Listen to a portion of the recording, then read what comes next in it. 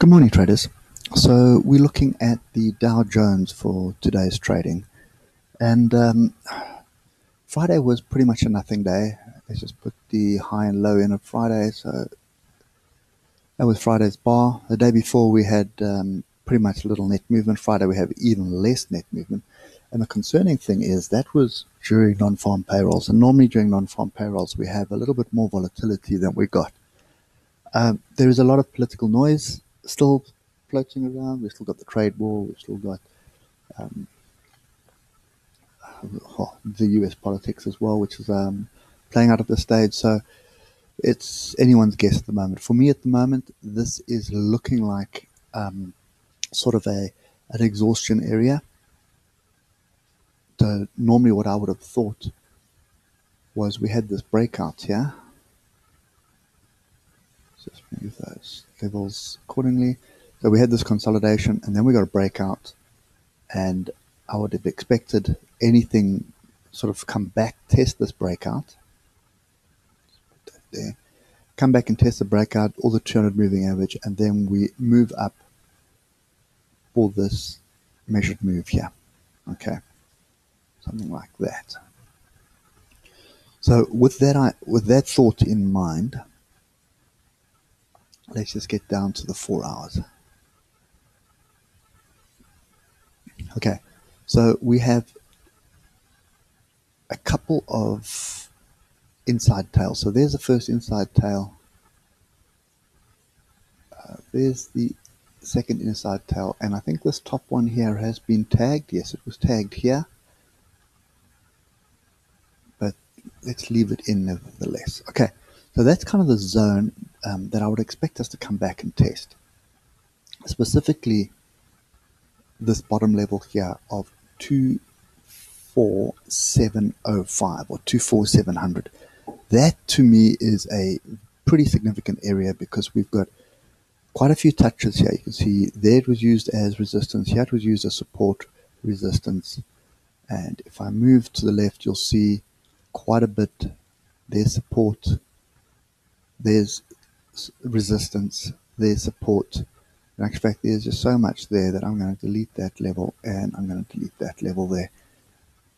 There was support, resistance. So you can see a fairly significant level, more than likely a weekly level or a monthly level of some sort. Quite a weekly level.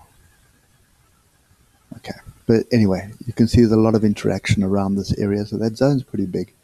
But I'm going to call it as I see it there. So before we go there, we do have some trend lines to pay attention to. Okay, so that is the first one. Nothing really going on there. And then I have another one here. Nothing really happening there. Okay, so let's just get down to the hour.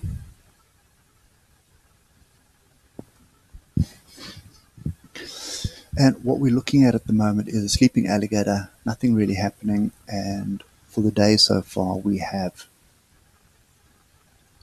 that indecisive or indecision bar there. It's a range bar. So if we do break below it, I would expect us to move to the downside. We break above it, I'd expect us to move to the upside. Okay, so let's just get rid of all the noise here, because there are a few little things that I can see. And this is the first thing. So remember what I said just now. From a daily perspective, I really would expect us to come back to sort of that level there.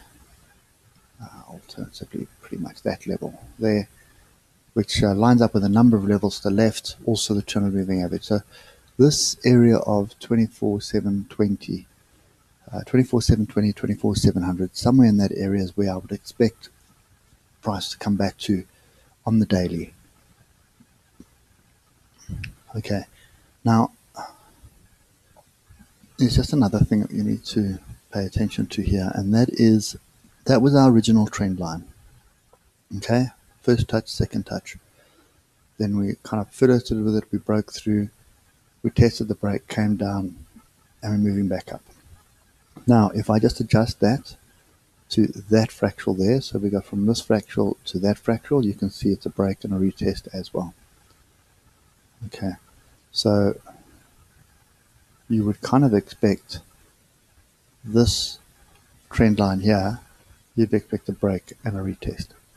So a break would come down to the 200 moving average and then possibly a retest. And all the time while this is happening, we are getting that sort of picture. Okay, so anyway, that's on the daily. It's going to take a while to play out.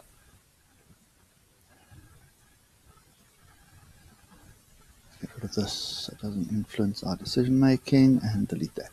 Right, 30 minutes is what we're looking for. So as you can see, we had a lot of volatility. So this was non-farm payrolls here. And you can see you expected with a bar like that, you would expect it, oh, we're going to move to the upside. And we didn't. We basically formed a double top. Okay, now that's the other thing here is this is the double top.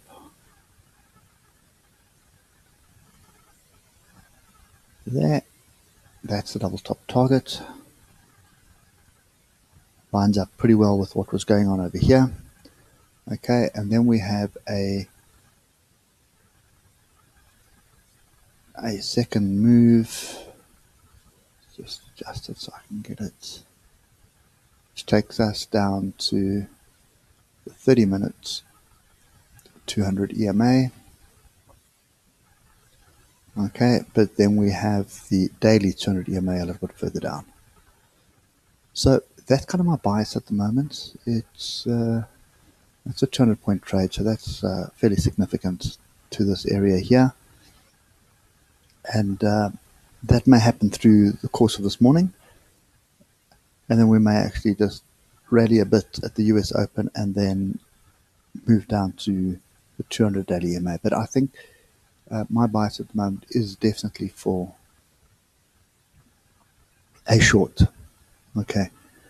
It may just be a consolidation short, or in other words, just to get down to a better position for the bulls to get back in. But at this stage, I think that's exactly what I can see. Right now on the 12-minute, there's a lot of tails to the upside, tails to the downside, so there's no real direction. We're also in the alligator. Alligator is sleeping on the 30 minutes as well as the 12, and the hour we're flat. Starting to, well, not even pointing down, we're just going flat. So that is kind of what my bias is right now. And I am actually very tempted for any pullback, any sort of short-term rally to enter short. So in other words, so long as we stay below those two areas there, so it's the current highs, that would be my stop. My stop would be just above that, and then I'm looking for a short. But there are buyers stepping in here, there are sellers at the top. Anything's possible at this stage. But I think I'm definitely looking at this wedge break here as the play. Okay, so that's my view for the Dow Jones today. And obviously, if we do get down to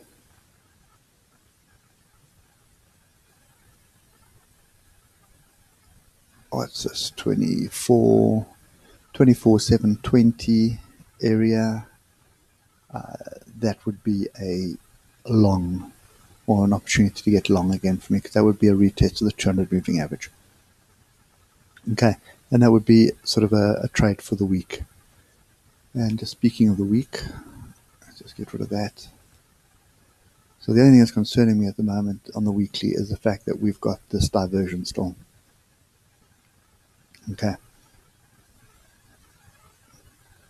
So that's the only thing that's really concerning me right now. We're back inside the alligator, so anything is possible.